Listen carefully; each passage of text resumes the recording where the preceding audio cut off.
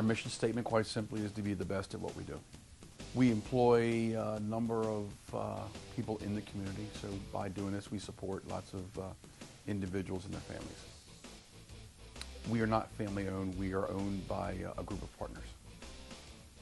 Our most popular product would be our base rectangular ductwork. How does our business affect the community?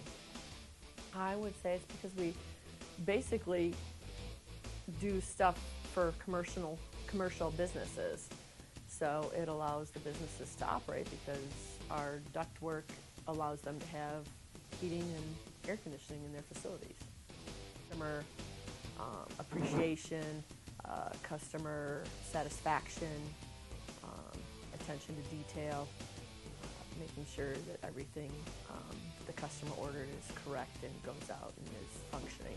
I'm Vice President of Safety and the building. So I take care of all the facilities